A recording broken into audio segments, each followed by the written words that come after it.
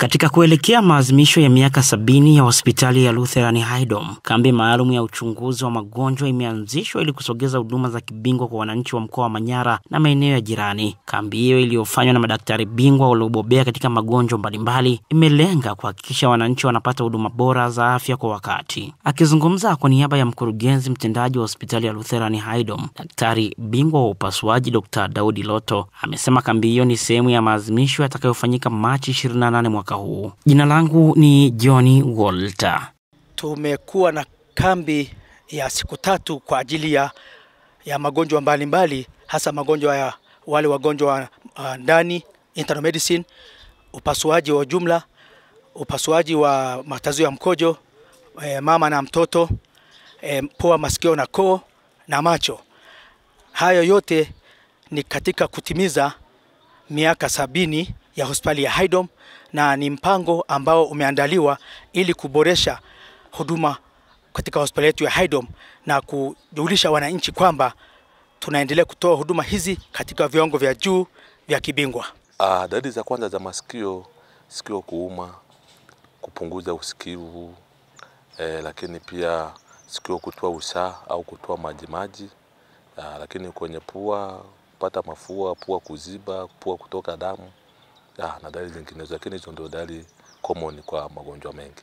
Ushauri ni kwamba wananchi waepuke kutumia pamba masikioni, lakini pia kutumia dawa kwenda kwa kutumia dawa za tiba asili.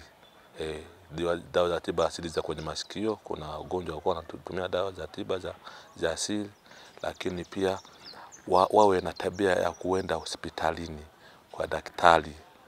Wakipata shida, wakipata dalili hizo za pua, koo na masikio, waende kupata huduma. Dalili za saratani ya shingo ya kizazi ni pamoja na kutokwa na uchafu wenye harufu, lakini pia kupata kutokwa na damu tofauti na mzunguko wa kawaida wa mwezi. Hizi ndio dalili kubwa za ugonjwa wa saratani ya shingo ya kizazi. Na mara nyingi unavyoona dalili, maana yake ugonjwa umeshatokea. Lakini kwa kawaida tunafanya screening, tunafanya uchunguzi kabla hata hauna dalili zozote, ili tuweze kuzuia na kutibu kama kuna dalili za awali kabisa ambazo zinatibika. Lakini ukikuta kuna dalili ambazo zimefika mbali, zinakuwa na changamoto katika tiba. Lakini pia nashauri kuwe na tabia ya kuja kupima hata kama hauumwi. Kupima afya yako kwa ajili ya kuangalia saratani ya shingo ya kizazi, lakini pia kuangalia chochote kile, uvimbe katika shingo ya kizazi, uvimbe katika kizazi, mfuko wa kizazi au katika mayai. Ni muhimu kuja na kufanya uchunguzi kabla hata ya kupata ugonjwa. Huduma ni nzuri, tumeridhika. Huduma ni safi, tumeridhishwa na huduma. Tumeona ni nzuri. Kwa hiyo tunawakilisha wa serikali, huduma ni nzuri. Hapa nimepata huduma nzuri tu ya matibabu, na nyingine tunaomba serikali tuhurumie sisi wazee tupate matibabu ya bure.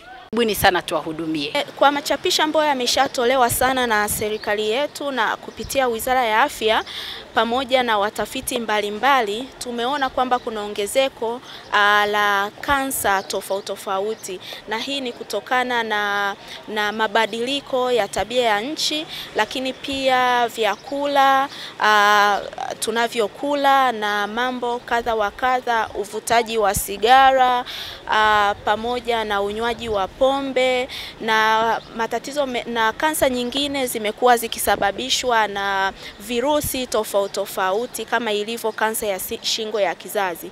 Kwa hiyo na washauri wananchi, kila mtu yuko katika risiki ya kupata kansa. Kwa hiyo ni vizuri kufika mapema kuangalia afya yako, na kama pale ukiona kwamba afya yako bado ni njema, basi kurekebisha tabia pale ambako utatakiwa aidha kupunguza, kama sio kuacha kabisa, unywaji wa pombe, uvutaji wa sigara na mazingira hatarishi, lakini pia na vyakula tunavyokula. Kuhusu matumizi sahihi ya dawa, unapopewa maelekezo ya kutumia dawa na mtaalamu wa dawa, mfamasia, kwamba utumie dawa kila baada ya saa 8, uhakikishe ni kila baada ya huo muda.